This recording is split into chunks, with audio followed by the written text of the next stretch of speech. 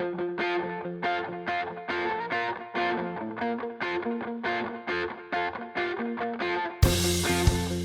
are listening to your new Puppies podcast, starting you and your dog off on the right paw.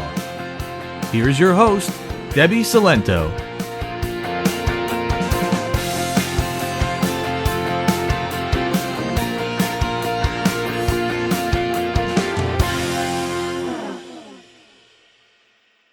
Hello, and welcome to episode 8 of your new Puppies podcast. I'm Debbie, and today we're going to talk about when your dog jumps up on people, whether it's you, your family members, or even your guests. So this can be an annoying habit for sure. It's also a very common one. There's a couple ways to go about correcting this behavior. Today we're going to talk about ignoring and redirecting the jumping. But first we're going to talk about why dogs jump up on us in the first place. The vast majority of dogs are doing it to simply get our attention. And if we really think about it, when they jump on us, that's exactly what we're giving them.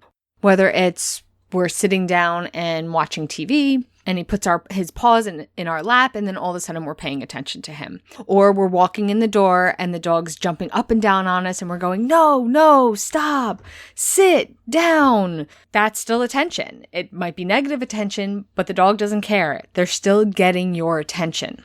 So usually this starts when they're puppies, because when they're puppies, the jumping can be very innocent. They're small, they're light, they're so darn cute. It's not such a nuisance at that moment, so we're not really thinking about it. And it's in our human nature that this adorable, big-eyed, floppy-eared fuzzball is jumping up looking for attention. We're going to bend down and give it to him.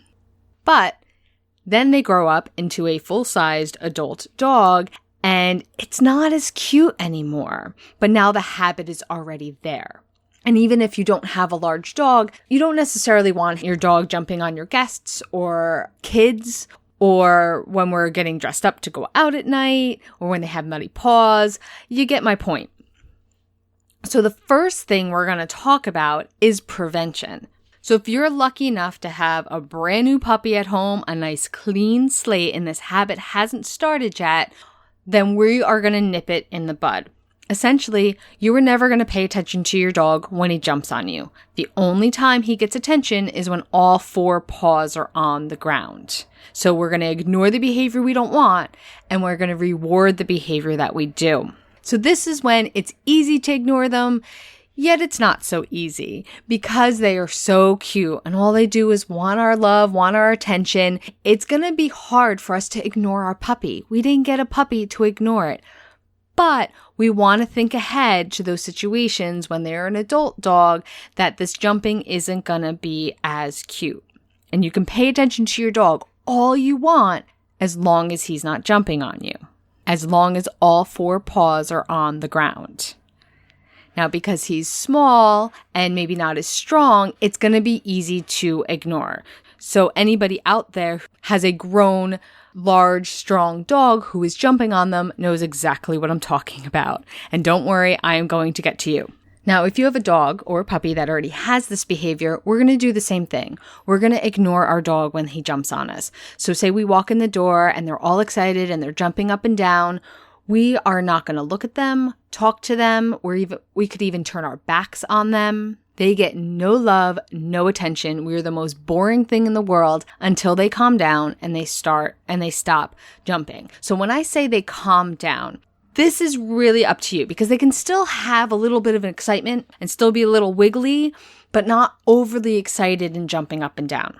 We want to give them our attention when they are acting exactly how we want them to act every time we walk in the door.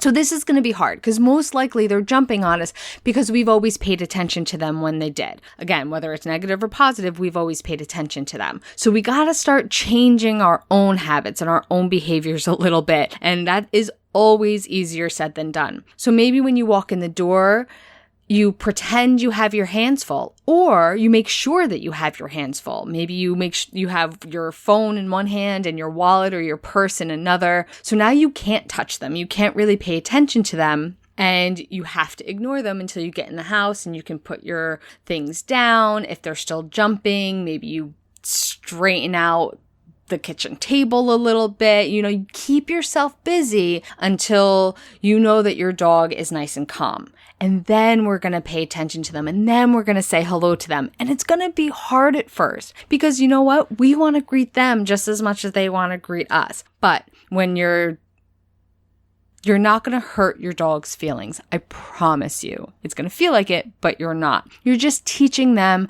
what you want from them. You're teaching them how to be a well-behaved member of your family. So at first, it's going to be tough to ignore them because we don't want to, but in the long run, it's going to be good for everybody. The flip side of this is that we have to pay attention to them when they're not jumping on us. When they do finally sit there or lay down or act nice and calm, we need to pay attention to them because that's us saying, okay, this is when you get my attention. This is what I want from you. This is what I'm rewarding. Okay, so in addition to ignoring the behavior that we don't want, which is jumping, we can also add a behavior that we do want. So what do I mean by this? So instead of running up to you and jumping on you, we're going to teach him that he runs up and he sits, and that's how he gets his attention. This is going to be really useful for those of you who have large, strong dogs that are already jumping, that already jump on you to greet you or try to get your attention. And it's really hard to ignore the fact that you are getting mauled by your overexcited dog. So to start to teach this behavior, I like to use the game Rover Round Robin. So I talked about this game a little bit in episode 4 that was all about recall and the come command because this game teaches the basis of come, but we can also use it to teach other skills. In fact, the extra bonus, which is a PDF that I have in that episode, which you can go right to the show notes and grab it if you're interested. It's just it gives you step-by-step how to play the game, and then it gives you different options on how to use the game to teach different skills. So one of these versions is teaching him to sit when he runs up to you. If you're not familiar with the game, pretty much you're getting your dog to run from person to person. So you have 2 or more people. Each person takes a turn and calls the dog to them. So they're running back and forth to all these different people. So the person who's calling him over and getting him all excited and getting him to run right to him, he's throwing a party so the dog wants to come over. Right before the dog gets there, you're going to stand up and ask the dog to sit. And then you give him attention, give him a treat, and then the next person goes. So now he's learning every time he's all excited and running up to these different people, he's going to sit. So he's already familiar with that behavior where he runs over to somebody and then he has to sit. And then we take it inside. And if our dog is running over to us and jumping all over us when we're walking in the door, then we practice when we walk in the door. If he runs towards us, we have him sit. And even if he's still a little too excited we're giving him something else to do than jump, because if he's sitting, he is not jumping. So the last thing we're going to talk about is getting some volunteers. So you want him to associate not jumping or I get attention when all 4 paws are on the ground with everybody, not just your family. So you want to get some outside dog-friendly volunteers. They're going to need a little bit of patience, and we're going to practice having guests walk into our house. So you're going to have your guest or your volunteer ring the doorbell. And you're going to have a little section by the front door where your dog is going to sit. Maybe it's a rug, maybe but just some kind of marker so your dog knows, okay, that's where I go and sit. And as long as he's calm, as long as he's sitting, the guest or your volunteer can come into the house. Now, obviously, when you first start doing this, he's not going to get it right away. So what's going to happen is he's probably going to try to run over to the guest or start jumping. You should probably have him on a leash so he can't actually get there. As soon as he gets a little too excited or starts to jump, your volunteer walks out the door. So he wants to get to this person. He wants to get to this stranger and say hello. That's his reward. So when he starts to jump, his reward goes away. And we try it again. Guest comes in. As long as he's calm, the guest can approach, probably has a treat. As long as he's not jumping, all 4 paws are on the ground, he's relatively calm, you can give him a treat. He can be a little wiggly and excited, but we don't want him jumping up and down. And the first time you do this, it might take 20 minutes. It might take a half an hour. Your volunteer might be walking in and out of the house 60 times.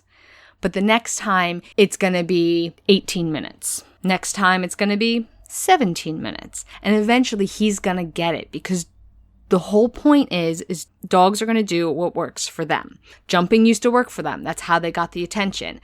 Now we got to teach them, well, that's not going to work for you anymore. Now you have to sit and be calm. Now that's going to work for you. And if depending on how ingrained that behavior is, how long this habit's going on, it's going to take a little while for us to reprogram that habit. And we're only going to be able to do that by practice and repetition. So no matter which method you choose, I encourage you to practice. So we're not going to just wait until the situation occurs, like you have a guest come over or you come home from work. We're going to actually create the situations that your dog is jumping on you or others. Because the more we practice it, the faster he's going to understand what we want.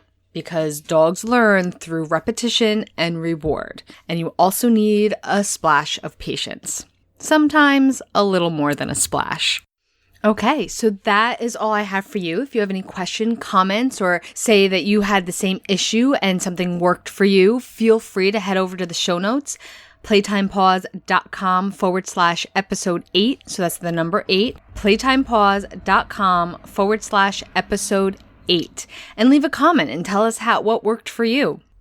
Okay, so that's all I have for you for now. I look forward to talking to you soon. Bye for now.